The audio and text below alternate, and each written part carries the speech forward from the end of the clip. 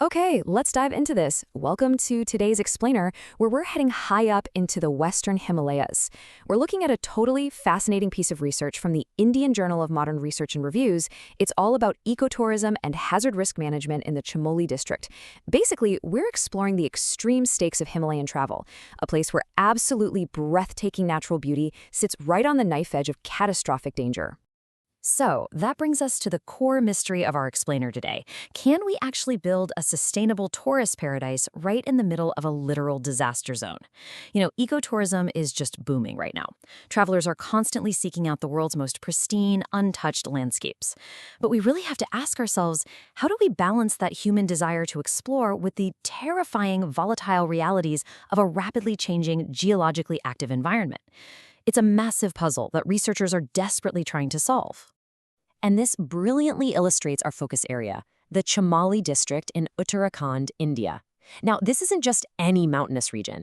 It's an area defined by absolute extremes. The elevation here drastically swings from just 651 meters to a staggering 7,816 meters above sea level. Think about that. It's a landscape of subtropical foothills that just rapidly shoot straight up into glaciated alpine peaks. To really grasp the science we're unpacking today, you've got to keep this intense vertical geography in your mind. Section 1. Beauty and Danger. The contrasts of Chamoli. So why do millions of tourists and pilgrims flock here every single year? Well, the draw is undeniable. Chamoli is home to the Nanda Devi Biosphere Reserve, which is an incredible UNESCO World Heritage Site. It holds major spots for the Chardham pilgrimage circuit, like Badrinath and Joshimath, making it profoundly significant culturally and religiously. It's packed with dense river networks, gorgeous alpine meadows, the whole shebang. But here's the catch. That exact same geography makes it a massive hotspot for multi-hazard exposure. The very terrain that makes it so beautiful is exactly what makes it so deadly. To truly grasp the reality of that danger, we just have to look at recent history. The 2013 Kedarnath disaster and the 2021 Chamoli disaster were absolutely catastrophic. In 2021 alone, a massive rock and ice avalanche, we're talking about 27 million cubic meters of debris, turned into this highly mobile, devastating debris flow. But here is the crucial takeaway from the research. It was unregulated infrastructure placement that transformed these natural hazard processes into massive human disasters. Building right in the path of nature's fury, that's what actually caused the devastation. Section 2. Ecotourism potential and mapping suitability. To solve this puzzle, the researchers deployed something called an AHP-GIS approach. Now, don't let the technical jargon intimidate you. The concept is actually incredibly elegant.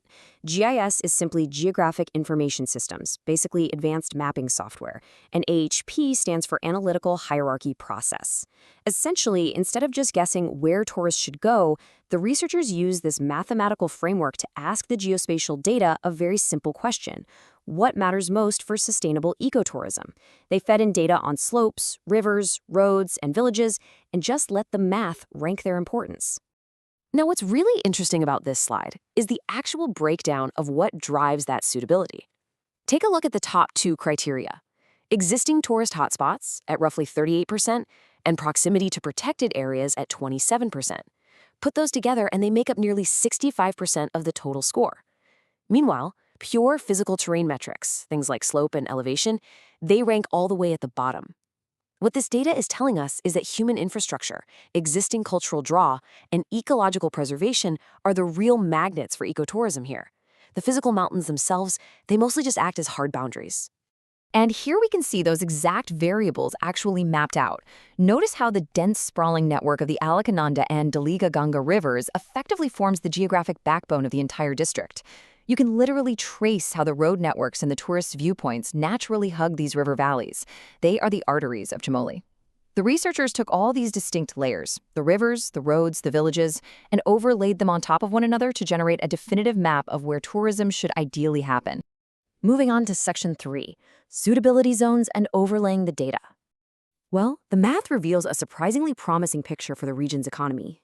When you combine them, over 35% of the Chamoli district falls into high or very high suitability zones for ecotourism.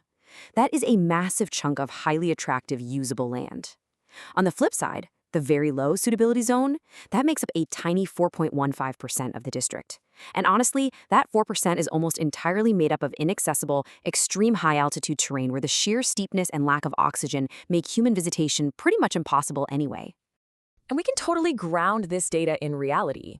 When the researchers looked at where these very high and high suitability zones popped up on their mathematical map, they perfectly aligned with the famous real-world hubs that we already know. Places like Badrinath, Joshima, the ski resort of Alli, and the Nanda Devi National Park buffer zones all lit up.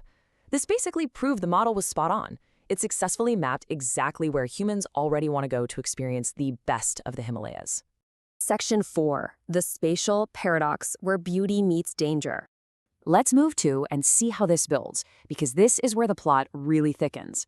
When the researchers took that beautiful ecotourism suitability map and overlaid it with the region's hazard zonation maps, which track things like landslide susceptibility, flash flood zones, and seismic activity, a massive, glaring problem emerged. The red zones of extreme hazard risks spread out thickly across the exact same topography we just established as prime tourist hubs. And here is the big reveal, the spatial paradox at the absolute heart of this entire study.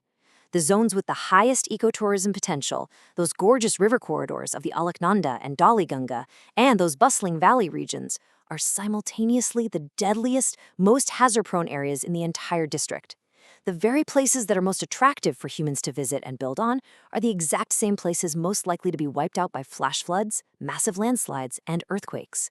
The incredible beauty and the extreme danger, they share the exact same coordinates. Crazy, right? The researchers actually warn us with this really striking conclusion. Unregulated tourism development along these corridors risks amplifying existing vulnerabilities. It's a compounding threat. Think about it.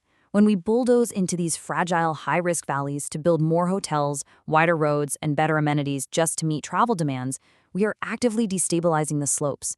We're creating impervious surfaces that accelerate water runoff, virtually ensuring that the next flash flood or landslide is going to be even worse than the last. We aren't just visiting a hazard zone. Our infrastructure is literally making it more dangerous. Section 5. A safer future through integrated planning. So the crucial point is this: we can't completely halt tourism. Honestly, we shouldn't. It's way too economically vital for the region. But we absolutely must transition to hazard-integrated planning. This means planners have to permanently overlay hazard maps right on top of tourist suitability maps.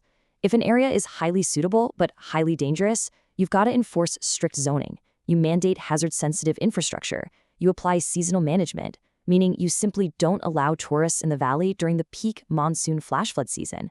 And finally, you make sure that conservation finance flows directly back to the local communities who act as the frontline stewards of these fragile zones. The math has spoken, and the spatial paradox is crystal clear. The most beautiful places on Earth are often the most fragile, and the most deadly. As we wrap up this explainer, I really want you to think about your own role in this global ecosystem. Knowing the hidden, compounding dangers of these breathtaking landscapes, how will your own travel footprint demand safer, hazard-integrated planning? Are we just visiting paradise, or are we making sure paradise survives us? Thanks so much for exploring the data with me today.